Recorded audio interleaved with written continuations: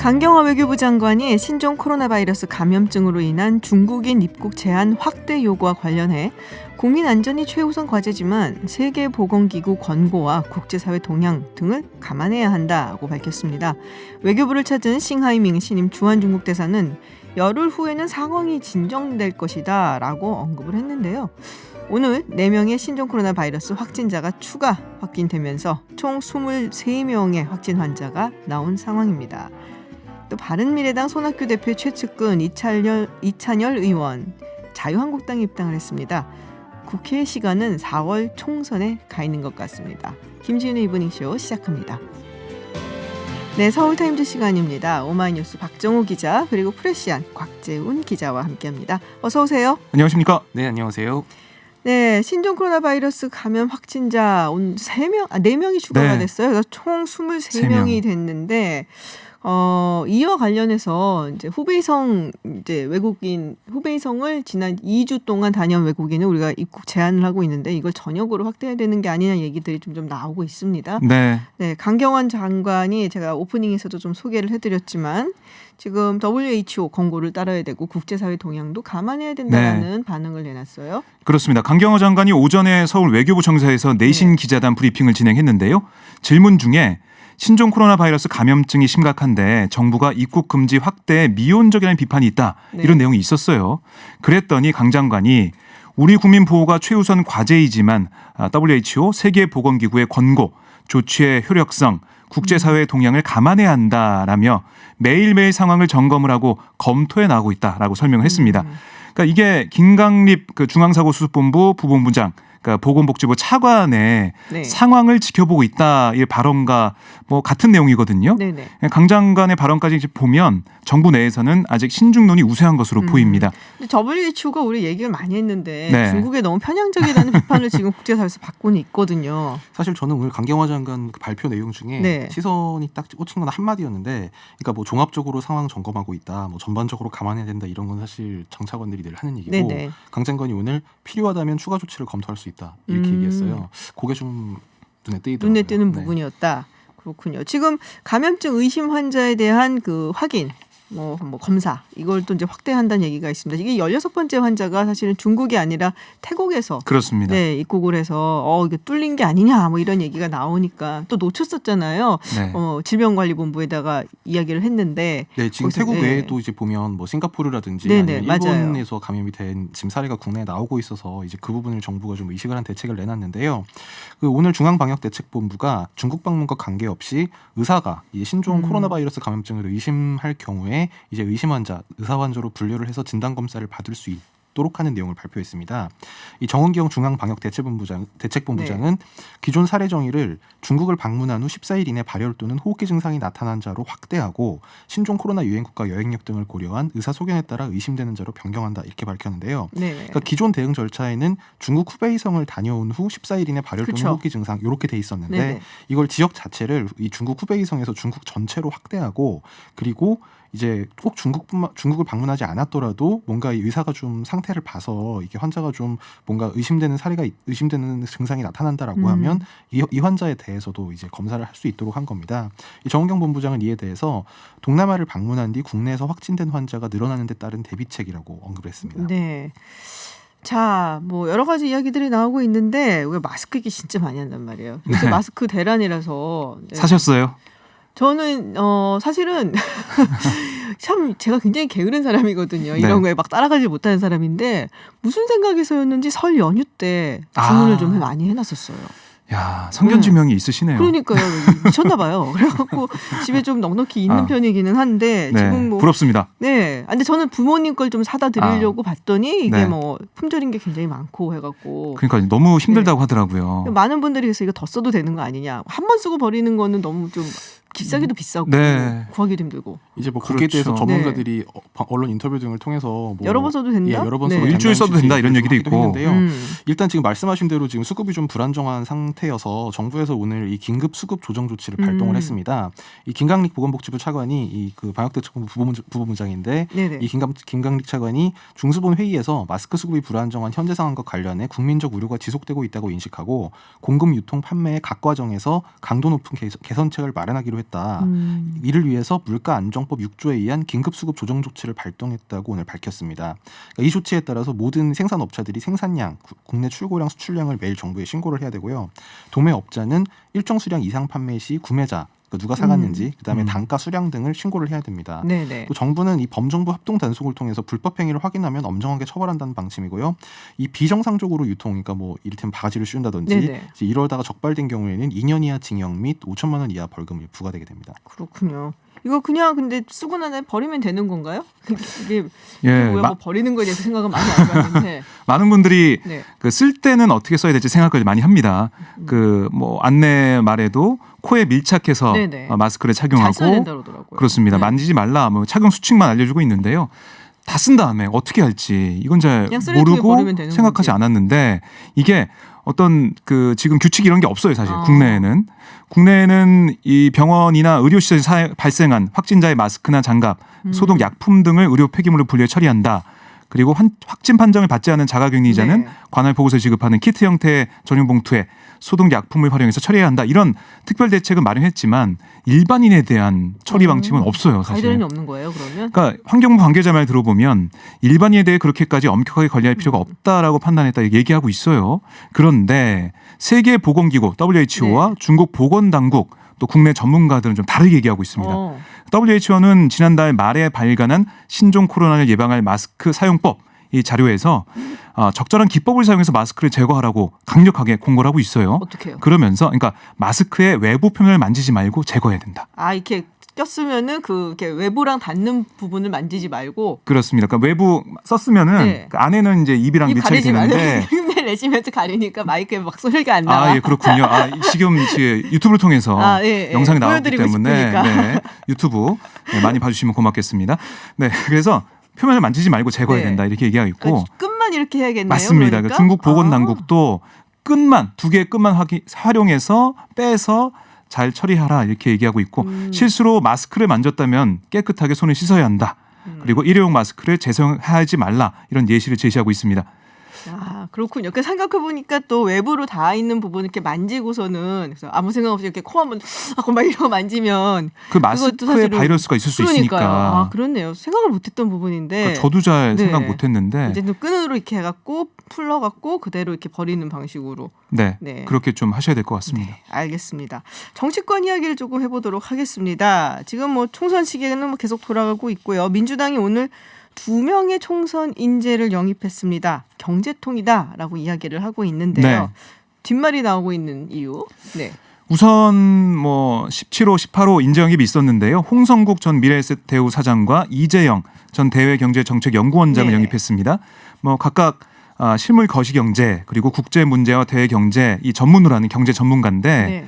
뒷말이 나온다 하는 그 인재는 홍성국 전 사장이에요. 그러니까 홍 전 사장이 박근혜 후보를 지원하는 서강대 출신 경제금융인들의 모임, 그러니까 서강대 금융인의 이른바 서금회 출신으로 사장 선임 과정에서 예전에 논란이 있었어요. 2014년 12월 당시 민주당의 전신이죠. 네네. 새정치민주연합 대변인이었던 한정혜 민주당 의원 그 논평을 보면 자격 논란을 불러일으켰던 서금회 출신 홍성국 대우증권 리서치센터장이 5개월 가까이 공석이었던 KDB 대우증권 네. 사장이 지난달 내정됐다. 박근혜 대통령이 내세웠던 선진금융의 목표가 설마 서강대 동문 일자리 창출인지 묻고 싶다라고 지적을 한 거죠. 2014년에. 그렇습니다. 근데 인재로 영입됐네요. 그렇죠. 그러니까 이 서강대 출신인 네. 박근혜 대통령 그리고 서강대 출신 금융인들 그 사이를 쭉 봤을 때 서금회 출신들이 많이 이런 금융회사 사장 자리에 갔기 때문에 그걸 비판한 건데요. 여기에 대해서 홍 전 사장이 또 해명도 했습니다. 그러니까 서금회 이 모임이 여의도에 있는 동창회였다. 많이 참여하지 않았는데 어느 순간 동창회의 정치적 색깔이 강해져서 그 뒤로 나가지 않았다. 서금회에 제가 어떠한 도움도 준 적이 없고 받은 적도 없다라고 해명은 했습니다. 글쎄 뭐 하여튼 보겠습니다. 근데 이게 워낙에 그 서금회라는 것이 말씀하신 대로 네. 서강대 그 금융인 회잖아요. 그렇습니다. 그리고 처음부터 출발 자체가 박근혜 후보를 지지하기 위한 네. 그런 서강대 출신들 경제 금융인들의 모임이었기 때문에 뭐 여러 가지 좀 구설수가 있기는 하겠네요. 그때 뭐 네. 이광구 우리은행 행장 같은 뭐 서강대 네네. 출신이 금융계에서 잇따라 맞아요. 수장 네. 자리에 올랐어요. 네. 그래서 말이 좀 나왔죠. 그렇군요. 정봉주 전 의원 같은 경우 어떻게 뭐 결정이 될 거라고 곧 알려져 있는데 아직 났나요? 알려졌는데 네. 저희 방송 전에 결과가 좀 나왔습니다. 그래요? 결과는 판정 연기. 오늘 결정이 안 났어요. 김세계 오늘 네. 결정을 좀 해주. 민주당 공천관리위원회가 해주셔야지. 적격 여부 판정을 연기했는데요. 네네. 오는 9일, 그러니까 일요일 오전 8시 반에 다시 회의를 열어서 최종 결정하기로 했습니다. 사실 이날 10시부터 면접이 시작돼요. 네. 그러니까 그 전에 전체 회의를 열어서 최종 결정하기로 했다는 겁니다. 오늘 회의를 보면 약간 뭐 상충되는 의견이 있었다고 합니다. 그러니까 성추행 사건 연관성, 또 반대로 명예훼손 무고 재판 1심 무죄 여기에 대해 상충되는 측면에 대한 토론이 있었다고 하고요. 네. 결정을 못 내렸다는 얘기가 전해지고 있습니다. 곽지영 기자님은 어떻게 보세요? 연기. 공천관리위원인 이제 이근영 네네. 부위원장이 오늘 끝나고 브리핑을 했는데요. 네. 방금 말씀하신 대로 최종적으로 오늘 결론을 못 내렸다 이렇게 얘기를 하면서 공천관리위원회 내에 정무적 판단이 필요하다는 의견이 있다 이렇게 얘기를 했다고 해요. 아무래도 좀 뭐랄까요, 뭐 시간을 좀 더 그러니까 공관위 입장에서도 시간을 좀 갖는 것 같고, 네네. 그 대상이 된 분한테도 시간을 좀 주는 것 같습니다. 알겠습니다. 자, 자유한국당 오늘 의총에서 새 당명을 원래 정하기로 했는데 이것도 불발됐습니다. 네. 다들 이렇게 불발되고 연기되고 네. 총선 다가오고 있는데 왜들 이러시는지 왜 결정을 못했죠? 원래 오늘 아침에 이 최고위원회의 끝나고 황교안 네. 대표가 당명 개정권에 대해서 준비된 자료를 최고위에서 보고를 받았다면서 네네. 의총을 통해서 당명이 결정되면 자유우파 대통합을 위한 출발점으로서 심도 있는 논의를 거쳐서 뭐 네. 국민 중심 통합이 될 수 있도록 노력하겠다 이렇게 얘기를 했는데, 막상 의총 후에는 다시 만나서 오늘은 그냥 의견 수렴을 한 거다. 통합과 관련해서 당명, 당의 색깔들에 대한 의견을 모았고 여러 의견을 들어서 뭐 협통이 가서도 상의할 거다. 이제 이렇게만 얘기를 했어요. 그 일각에서는 이제 당명이 그 통합신당 당명이 통합신당으로 네. 결정이 거의 됐다 이제 이런 보도가 나왔는데, 그러니까요? 여기에 대해서 황 대표는 먼저는 통합신당을 중심으로 하지만 이제 가치를 부여하는 게 필요하지 않나 하는 논의가 있었다 이렇게 전했습니다. 의총 결과 브리핑에서 한국당 원내대변인 김정재 의원도 당명에 당이 추구하는 가치가 들어가야 하는데 네. 이 통합신당이란 명칭에는 그것이 부재하지 않았냐 하는 의견이 있었다 이렇게 전했습니다. 근데 사실 힘들기도 한 게 정말 정당들이 생겨났다 없어졌다 만들었다 흩어졌다 네. 하는 이름을 진짜 많이 바꿨거든요. 제가 예전에 한국 그 정당사를 이제 1987년 이후 민주화 이후부터 이렇게 한번 정리를 해본 적이 있어요. 그래갖고 평균 수명이 어느 정도 되나 한 정당이 봤더니 한 5년에서 한 6년. 그러니까 이름 바꾸고 이런 거에 다 합해갖고 넣어서 이게 바꿔진 거다라고 했을 때 네. 그만큼 짧고 그렇게 이제 짧은 기간 내에 새로운 정당의 이름을 만들고 하다 보니까 이제 뭐 쓸 거 다 썼죠 사실. 그렇죠. 네. 예전에 뭐 여러 가지 당 이름 나왔죠. 그러니까요. 그것도 그렇고요. 이제 예를 들면 이제 한국당 의원들 사이에서는 당명에 자유 아니면 뭐 한국 이런 걸 좀 넣고 싶어 하는데, 그거 지금 쓰고 있는데 뭘 또 거기다 넣어요? 그러니까 예를 들어서 뭐 도로 자유한국당. 자유통합당이라든지 뭐 한국 예를 들어 이런 명칭을 했을 때 그럼 다른 참여자들이 이를테면 세보수당 같은 데서 네네. 좋다고 하겠느냐, 그렇죠. 그런 문제도 좀 거기선 있을 또 수 있고요. 싫어할 수도 있겠네요. 그리고 뭐 통합신당 이름이 통합신당, 뭐 안철수 신당 이름이 안철수 신당 이제 이런 식으로 되면서 좀 정당명을 좀 너무 그 뭐랄까요, 기계적이랄까, 뭐 특별한 어떤 의미를 담는 과정이나 네. 공모 과정 이런 거 없이 굉장히 드라이하고 기술적인 느낌이 좀 직설적으로 드네요. 짓는다, 네. 뭐 그런 평가도 좀 있습니다. 네. 그리고 뭐 결정이 안 됐다고 했는데요. 그 황교안 대표가 어디 출마할지 이거는 내일 결정된다고 합니다. 내일 결정된대요? 네. 김영호 공관위원장이 얘기한 걸로 봐서는 내일 결정을 짓는다고 하거든요. 네. 종로에 나가게 될지 아니면 다른 지역에 나가게 될지 아니면 정말 불출마를 할지 좀 봐야 될 것으로 보입니다. 알겠습니다. 교통정보 듣고 돌아와서 다시 이야기 나누겠습니다. 네, 서울타임즈 돌아왔습니다. 오랜만에 청취자분께 잠깐 인사드릴게요. 유튜브에 12시에 깨워님 오늘도 오셨습니다. 감사하고요. 돌 닦는 부패님, 네, 안녕하세요. 반갑습니다. 그리고 13멋쟁이님 운전 조심하시고요. 네, 또 매일매일 이렇게 찾아주셔서 정말 감사합니다. 네, 오늘 추미애 법무부 장관이 취임하고 처음으로 대검찰청을 방문을 했다고 합니다.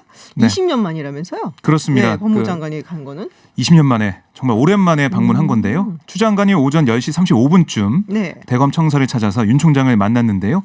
두 사람은 참모들이 배석한 가운데 35분간 대화를 나눴습니다. 네. 어떤 내용이 오갔을지 궁금하잖아요. 거기에 대해 추 장관이 기자들에게 얘기를 했어요. 이렇게 얘기했습니다. 앞으로 권력기관 개혁을 앞두고 법무부와 검찰 사이에 협조할 일이 많지 않겠냐며 대통령도 국가 수사에 총영향을 유지하면서 네. 개혁하라고 말씀하셔서 서로 소통해 나가자. 이번 뭐 개소식은 소통하는 의미가 중요하다 네네. 이런 말을 했고요. 윤석열 총장도 공감했다 이렇게 설명을 했어요. 그렇군요. 네. 네. 뭐 사실 관심은 이제 그 청와대 하명수사 또 선거 개입 사건 공소장 비공개 그렇죠. 지금 제일 결정이 그게 가장 최근에 네. 있어서 그게 지금 뜨거운 이슈인데요. 여기에 대해서는 이 두 사람의 면담에서 네. 없었다고 법무부와 대검이 밝혔습니다. 그 부분에 대해서 얘기한 예, 적은 그러니까 없다. 실제로 대화가 없었는지 아니면 뭐 없었다고 발표를 단지 한 건지는 모르겠는데 하여튼 네. 양쪽에서 하긴 뭐 모두- 검찰 측에서 이렇게 얘기할 거는 좀 없는 게 이게 국회 측에서 요구를 했는데 비공개라고 한 거잖아요. 그렇죠. 네, 그 검찰 측에서 그거를 뭐 왜 안 했냐라고 얘기할 수는 없는 것 같기는 한데. 근데 이를테면 그 검찰을 대변하는 게 법무부에서 검찰국인데 네. 그 검찰국에서는 이번 비공개 결정에 대해서 좀 비판적인 의견이 내부적으로 있었던 걸로 알려져서 혹시나 얘기를 혹시나 할까? 있었을까 하는데 어쨌든 오늘 그렇군요. 회동에서는 언급되지 않았다고 합니다. 근데 기자들이 굉장히 많이 물어봤다고 해요. 질문을 하고 이 부분에 네. 대해서. 20분 정도 20분? 질의응답이 있었는데요. 네네. 오랫동안 있었는데 우선 그 법무부가 국회 공수처 전문을 제출하지 않는 게 헌법과 국회법 위반이 아니냐 이런 질문이 네네. 있었습니다. 그랬더니 추 장관은 자료 제출 안 한 게 아니라 검찰 보도 자료와 공소장 전문의 중간 정도 자료 제출했다. 그러니까 이걸 장 그거. 예, 네. 이게 어긴 게 아니다. 뭐 이런 취지의 해명을 했어요. 네네. 그러니까 이게 뭐 전문을 다 제출하면은 그 인권이나 형사사건 공개 금지 이 원칙에 위배되는 그런 부분이 있기 때문에 네. 절충점을 찾아서 제출했다. 관행을 좀 바꾸는 그런 의미가 있다. 이렇게 다시 한번 강조를 했습니다. 그렇군요. 조국 전 장관 이야기가 나왔다라는 건 어떤 부분인가요? 그러니까 이게 조국 전 장관 시절에 만들어진 형사사건 공개 금지 규정에 따라서 네. 이 공소장 비공개가 당연히 해야 되는 그런 일이다라고 얘기를 한 거예요. 그러니까 조국 전 장관은 이제 본인 가족이 기소가 되면서 이걸 하지 못했다. 네. 공소장 금지를 못했지만 본인이 이제 걸려 있으니까. 그렇습니다. 그거 아니고 이제 지금 그게 지나갔고 내가 정치적인 그런 여러 가지 것들을 감내하면서 이제 이걸 시행하는 거다 이렇게 강조를 했어요. 근데 이게 사실은 그거는 이제 훈령인 셈이고 지금 뭐 공소사 뭐 피의사실 공표라든지 이런 부분은 어제도 규정을 얘기가 났던 것 같은데 만들었죠. 이게 이 규정 그 증언 국회에서 요구했을 때 거절할 수 없다라는 그 법령 같은 경우는 국회에서의 증언 감정이 네. 네, 예. 그거는 2005년 노무현 전 대통령 당시 열린우리당이 그렇습니다. 통과를 시킨 법안이란 말이에요. 그럼 법령이기 때문에 사실은 위에 있는 거죠. 그래서 그런 오늘 부분에 추 대한 이야기가 장관이 있을 것 같아요. 자료를 안 낸 게 아니라 네. 이 보도 자료와 공소장 전문의 중간 정도 자료를 낸 거다. 5장. 이렇게 얘기를 한 겁니다. 이게 뭐 해명을 하고는 있는데 이 부분에 대해서 뭐 보수 측에서도 그렇고 사실 보수뿐이 아니라 뭐 진보 언론에서도 상당히 많이 비판의 욕소리가 나오고 있습니다. 우리 뭐 오마이뉴스랑 프레시안도 하던데요. 되게 그런가요? 네, 논란이 네. 좀 계속 될 것 같긴. 한겨레 근데 뭐 경향 참여연대에서도 네, 국민의 알 참여연대에서도 얘기가 권리를 있고. 내세우면서 좀 비판을 했죠. 참여연대 정의당 그리고 뭐 오늘 금태섭 의원도 네. 중앙일보 네네. 오기 직전에 중앙일보 인터뷰한 걸 봤는데 뭐 민주당 안에서도 그렇게 비판을 하고 있더라고요. 네, 하여튼 뭐 계속 좀 논란이 될 것 같다라는 생각이 좀 듭니다. 네, 오늘 이야기 여기까지 듣도록 하겠습니다. 지금까지 프레시안의 곽재훈 기자 그리고 오마이뉴스 박정호 기자였습니다. 고맙습니다. 고맙습니다. 감사합니다. 네, 서울타임즈 해외 핫한 뉴스 알아보는 시간 전주현 캐스터와 함께합니다. 어서 오세요. 네, 안녕하세요. 네, 본격적으로 우리 전주현 캐스터와 함께하기 전에 워싱턴 분위기를 좀 짚어봐야 될 것 같습니다. 우리 시간으로 오늘 새벽 6시 트럼프 대통령 탄핵 소추안 표결이 상원에서 있었는데요. 다들 짐작은 하셨겠지만 무죄로 나왔습니다. 이제 탄핵의 굴레에서 벗어나서 본격적으로 대선 가도로 뛰어드네 되는데 자 이제 워싱턴 정가의 분위기는 어떨지 미국 노정민 통신원 잠깐 전화 연결해서 들어보도록 하겠습니다. 안녕하세요. 네, 안녕하십니까. 미국 워싱턴입니다. 네, 사실 오늘 부결될 거라는 거 뭐 예견됐었던 이야기에서 놀라운 결과는 아닙니다. 네. 네. 맞습니다. 예, 그 두 개 혐의였죠. 이제 탄핵 소추안의 두 개 혐의에 대한 표결이 어제 상원에서 있었는데 네. 하나는 권력 남용이었고 또 하나는 의회 방해였거든요. 네네. 그런데 트럼프 대통령이 탄핵이 되려면 이제 전체 상원 의원 100명 중에 3분의 2인 67명이 찬성을 해야 되는데 네. 권력 남용의 경우에는 이제 반대 52대 찬성 48로 부결이 됐고요. 네네. 의회 방해는 탄핵 반대 53대 찬성 47이었습니다. 그러니까 네. 두 개 혐의가 모두 무죄 판결을 받은 건데요. 네. 뭐 이미 예상했다시피 이제 상원은 공화당이 53명으로 다수당이기 때문에 탄핵안이 인용되려면 20명 이상의 이탈표가 필요했거든요. 네네. 이것은 거의 뭐 불가능했기 때문에 이번 결과는 좀 당연한 것으로 받아들여지고 있습니다. 자, 지금 권력 남용 부분에 있어서 51대 48이라고 말씀을 하신 거는 지금 공화당 네. 측에서 반대표가 하나 나왔다는 거예요. 반대표라기보다 반발표가 하나 나왔다는 건데 이게 이제 밋 럼니 전 매사추세츠 주지사이기도 했었고 유타주 상원 의원이고 그리고 2012년 오바마 대통령과 겨뤘던 대선에서 공화당 후보였죠. 예, 맞습니다. 그러니까 어제 표결에서도 표결이 시작되기 전부터도 이미 뭐 밋 롬니 상원 의원은 자신은 이제 탄핵 찬성표를 던지겠다 이제 네네. 이렇게 이야기를 했거든요. 그러니까 공화당에서는 유일하게 이제 유죄표를 던진 건데 네. 사실 뭐 트럼프 대통령과 밋 롬니 상원 의원은 이전부터 계속 사이가 사실 좋지 않았던 그런 사이였던 데다가 그렇죠. 탄핵 추진 과정에서 공화당 내에서도 사실 좀 이탈표의 어떤 분위기는 좀 있었습니다. 그런데 막판에는 이제 공화당이 좀 더 결집한 그런 결과가 나오지 않았나 이제 이런 좀 평가가 나오고 있습니다. 네, 트럼프 대통령 지금 무죄로 끝나니까 대국민 성명을 발표하겠다라고 밝혔습니다. 네. 대략 뭐 어떤 얘기를 할지 감은 잡히긴 예. 한데요. 사실상 선거 유세 네. 거고요. 뭐 이번 이제 낮 12시에 대국민 성명을 발표한다고 하니까 한 네. 7시간 좀 지나면 이제 발표할 것 같거든요. 아, 그렇군요. 그러니까 탄핵안이 부결된 이후에 이제 트럼프 대통령이 트위터에서 이제 탄핵 사기극에 대한 승리다라고 말했기 때문에 네. 아무래도 뭐 대국민 성명에서도 탄핵 추진에 대한 부당성을 좀 강조하면서 또 네네. 오히려 민주당에 대한 역공에 나서지 않을까 싶고요. 그동안 또 탄핵 국면에서 지금 미국이 찬성과 반대로 좀 둘로 많이 나뉘었거든요. 네, 그러니까 네. 이번 대통령 선거 국면도 양극화된 상황에서 시작이 된 데다가 또 지금까지 오는 과정에서 아마 미국 국민들이 느끼는 피로도도 좀 컸기 때문에 아마 이번 대국민 성명 담화를 통해서 좀 이를 아우르면서 좀 재선을 겨냥해서 좀 본격적인 시동을 거는 담화가 아닐까 뭐 이런 이제 전망이 좀 나오고 있습니다. 그렇군요. 자, 어쨌든 이 탄핵이라는 게 뭐 안 될 거라고는 알고 있었어도 계속 이제 네. 뒷머리를 잡고 있었을 것 같은데 훌훌 이제는 떨쳐버릴 수 있게 됐고 대선 가도에 뭐 탄력을 받을 것이다라고 보여집니다. 미국 정가에서는 어떻게 보고 있나요? 예, 뭐 맞습니다. 사실 트럼프 대통령이나 공화당으로서도 좀 하루빨리 탄핵을 좀 마무리 짓고 싶었거든요. 그래서 좀 재선 때에는 좀 홀가분하게 시작을 하고 싶었는데 아마 이렇게 좀 탄핵 소추안이 부결될 만큼 이제 본격적인 대선 행보에 나설 것으로 보이고요. 또 지난 3일에 뭐 아이오와주 코커스에서도 트럼프 대통령이 뭐 97%의 지지를 받으면서 이제 순조로운 출발을 좀 보였는데 특히 또 지난 4일에 있었던 신년 국정연설이 아마 그 무대가 아니었나 싶어요. 이제 자신의 정책 성과도 좀 과시했고 앞으로 더 위대한 미국을 향한 또 자신의 공약을 발표하면서 재선의 메시지를 던지는 무대로 적극 활용했는데 어제 그 갤럽에서 나온 트럼프 대통령의 국정 지지율이 아마 역대 최고치인 49%다 이제 이런 결과도 네, 나왔거든요. 맞아요. 예, 그만큼 트럼프 대통령이 좀 적지 않은 국민의 지지를 받고 있다 이런 뜻도 되기 때문에 아마 트럼프 대통령과 공화당도 좀 힘을 좀 받으면서 아마 재선 가도에 아마 좀 탄력을 실지 않을까 이런 전망이 좀 있습니다. 자, 그러면은 민주당은 분위기 좀 안 좋을 것 같은데요. 충분히 이미 예상한 결과였기 네네. 때문에 아마 뭐 담담하게 결과를 받아들일 것 같은데 사실 원래 이 탄핵 과정을 추진하면서 이제 두 가지 목적이 있었는데 하나는 트럼프 대통령에 대한 어떤 이제 지지율을 좀 떨어뜨리고 좀 공격을 시도한 것이 있었고 또 하나는 이 탄핵 추진 과정에서 이제 조 바이든 그 전 부통령이 이 우크라이나 스캔들에 좀 얽혀 있었잖아요. 네. 그러니까 아무래도 좀 조 바이든 부통령을 좀 유력한 대선 후보로 좀 지키려는 어떤 그런 의도가 좀 있었는데 일단 좀 탄핵안 부결이 되면서 앞으로 당과 대선 국면에 미칠 파장이 좀 많이 주시하고 있습니다. 그렇군요. 알겠습니다. 오늘 말씀 여기까지 듣도록 하고요. 지금 워싱턴 새벽인데 이른 시간에 연결해 주셔서 정말 감사드립니다. 아닙니다. 네, 고맙습니다. 네, 고맙습니다. 네, 워싱턴 연결해서 노정민 통신원으로부터 미국 소식 들어봤습니다. 네, 중국 신종 코로나 바이러스 감염증 이야기를 또 한 번 더 해봐야 될 것 네, 네. 같습니다. 사망자 수가 500명을 넘었습니다. 그렇습니다. 늘어나는 것도 이게 폭이 점점 커지고 네, 있어요. 그래요. 6일 0시 현재 전국 31개 성에서 누적 확진자가 28,018명, 사망자가 563명이라고 발표가 네. 됐습니다.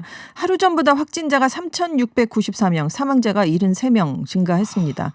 일일 사망자 수가 이틀 연속 60여 명대였잖아요. 네네. 근데 이번에는 신종 코로나 발병 이후 처음으로 70명을 넘어서는 그런 일이 있었고요. 후베이성 전체 누적 확진자가 지금 19,665명, 사망자가 549명인데요.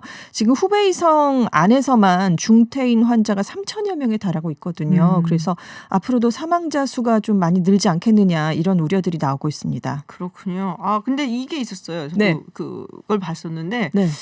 텐센트에서 네. 텐센트는 이제 굉장히 유명한 이제 중국의 인터넷 회사죠. 네. 거기서 뭐 사망자 수 뭐 이렇게 감염증 이제 감염이 돼 있는 확진자 수 이렇게 네네. 상황판. 정리하는데 네.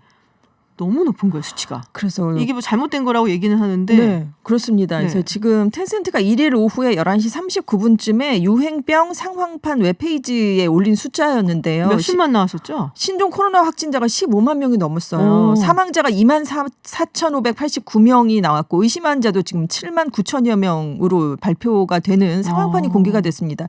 근데 같은 날 중국 정부가 발표한 거는 확진자가 11,000여 명 수준, 사망자는 259명이었거든요. 네. 그러니까 이거랑 비교해 보면 텐센트에 표기된 확진자가 중국 정부 발표보다 13배 이상이고 사망자는 94배 이상, 의심 환자도 4배 이상 많았던 거예요. 근데 이제 여기서 문제는 지금 텐센트에 표기된 수치가 이후에 이제 중국 정부의 공식적인 발표 숫자로 변경이 됐는데 이후에도 3차례 정도 비슷한 표기 오류가 발생을 했다가 정부의 발표 수치로 변경되는 일이 있었습니다. 그리고 높은 수치가 실수로 보기 어려운 게 아니냐 이런 얘기가 나오고 있는 게 단순히 뭐 0을 하나 더 넣었다거나 네네. 뭐 같은 숫자가 계속 반복되면 아 표기하다가 오류가 났구나라고 생각을 할 수 너무 있겠는데 구체적인 이상한 그렇습니다. 숫자 같은 확진자, 숫자가, 의심자, 퇴원자, 사망자 이게 다 전혀 다른 맞아요. 숫자들이었거든요. 그러니까 네티즌들이 의혹을 제기하는 건 실제 데이터가 있고 가공된 데이터 2개가 있는데 상황판에 실수로 실제 데이터가 표기된 게 아니냐 이런 의심을 보이고 있고요. SNS에서는 지금 확진자와 사망자 수가 실제보다 크게 줄여서 발표되고 있다는 의혹도 그 얘기가 제기가 계속 되고 있습니다. 나왔었거든요. 한뭐 네. 10배, 100배 될 거다 뭐 이런 얘기가 있었어요. 그 자기 주위에서도 병원에 가서 신종 코로나로 확진을 받지 못하고 집에 격리돼 있는 사람들이 많다 이런 주장들을 네티즌들이 내놓으면서 이런 의혹이 지금 부풀려지고 있습니다. 그렇군요. 자, 지금 3월에 네. 그 양회가 있어요. 전국 그렇습니다. 양회. 3월 그리고 5일부터. 사실 네. 이 후베이성은 1월에 이 양회 때문에 네네. 이걸 자꾸 은폐를 하다가 일이 이렇게 확산된 거거든요. 그렇습니다. 이 양회를 근데 연기해야 된다라는 이야기가 나오고 있는 것 같아요. 네, 로이터 통신이 복수의 소식통들을 인용해서 보도를 했는데요. 전인대가 이제 가장 중요한 연례 정치 행사잖아요. 네. 일반적으로 3월 5일부터 한 10일 동안 베이징에서 열리는데 이 기간 동안 3,000명의 전국 인민대표대회 대표들이 모입니다. 그래서 주요 법안을 통과시키거든요. 1995년부터 시작이 됐는데 일정이 연기된 적이 없었습니다. 근데 지금 왜 일정 연기 얘기가 나오냐면 이거 이렇게 많은 사람들이 모이니까 준비를 공무원들이 많이 해야 되잖아요. 근데 이 공무원들이 춘제 연휴를 고향에서 보내고 베이징으로 돌아왔는데 신종 코로나 잠복기인 14일간 동안 강제 격리가 돼 있습니다. 그래서 지금 집에 머물고 있거든요. 그러니까 준비할 시간이 좀 빠듯하다 이런 현실적인 이제 문제가 제기가 되고 있는 거죠. 그리고 이때 이제 전국 인민대표대회 때 이제 중국 인민정치협상회의 정협도 개최가 되잖아요. 네. 이 회의에도 2,100명이 넘는 위원들이 참가를 하게 됩니다. 그러니까 많은 인원들이 전국 각지에서 모여드니까 이제 여기에 대해서 신경을 쓰지 않을 수가 없는 그런 상황이 된 건데요. 말씀하신 것처럼 후베이성이 성급 양회를 열었었는데 여기에 신경 쓰느라고 신종 코로나 발병 상황을 간과해서 사태를 악화시켰다 이런 의혹을 받고 있습니다. 네, 그렇군요. 자, 지금 홍콩인 그 신종 코로나 바이러스 확진 판정받은 네. 홍콩인이 탔었던 일본 크루즈 네. 3,500명이 있었다고 하죠. 선원들 전부 다 해서 10명이라고 했었는데 지금 20명으로 늘어났단 말이에요. 네, 하루 만에 10명이 네. 또 추가가 됐어요. 지금 증상인은 273명의 검체를 채취했는데 이 중 102명에 대한 검사 결과만 발표가 됐는데 20명이 나왔거든요. 네. 나머지 171명의 검사 결과가 발표되면 더 늘어날 가능성도 있습니다.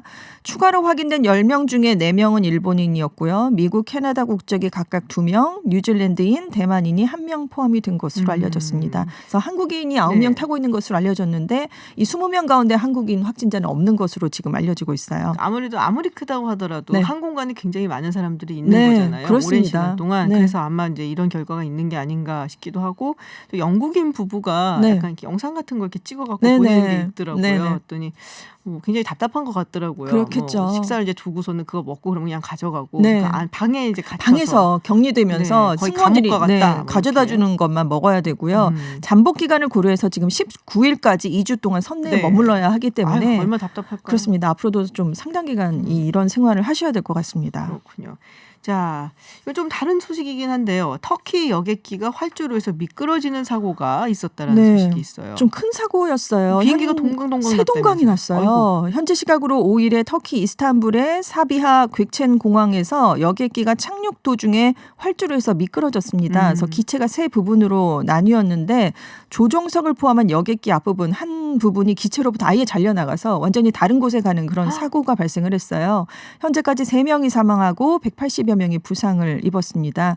지금 사망자 1명이 터키 국적자인 것까지는 확인이 됐는데 네. 나머지 2명의 국적은 지금 알려지지 않았어요.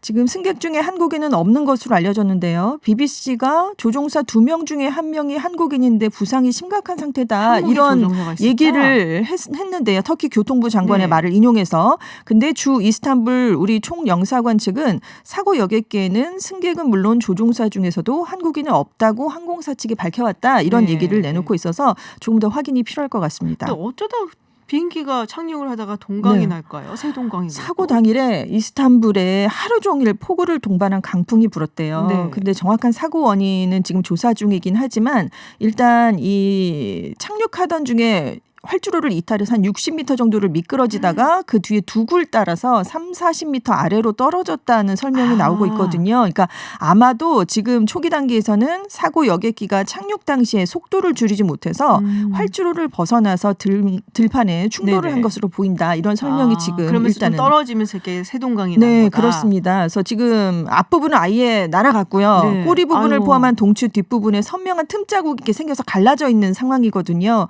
이 틈 사이로 승객이 나와서 뒷날개 쪽으로 대피를 하기도 했고 지금 부상자 대부분은 앞에서 떨어져 나간 네네. 그 부분에서 그 중상자들이 많이 발생한 것으로 전해지고 있습니다. 아우, 얼마나 공포스러웠을까 생각만 해도 참 근데 끔찍하네요. 이 항공사가 페가수스 항공사인데요. 네. 지금 보잉 737-800 여객기가 미끄러진 거거든요. 근데 이 항공사 소속 보잉 737기가 지난달 7일에도 같은 공항에 착륙하다가 비바람 때문에 활주로에서 미끄러진 일이 아니, 이런 있었어요. 그래서 당시에 164명의 승객이 타고 있었지만 그때 네. 다행히 사상자는 발생하지 않았는데 이번에는 또다시 좀 인명사고가 나는 일이 있었습니다. 그렇군요. 네. 알겠습니다. 네, 해외 뉴스 알아보는 서울타임즈 여기서 마치도록 하겠습니다. 지금까지 전주현 외신캐스터였습니다. 오늘 고맙습니다. 네, 감사합니다.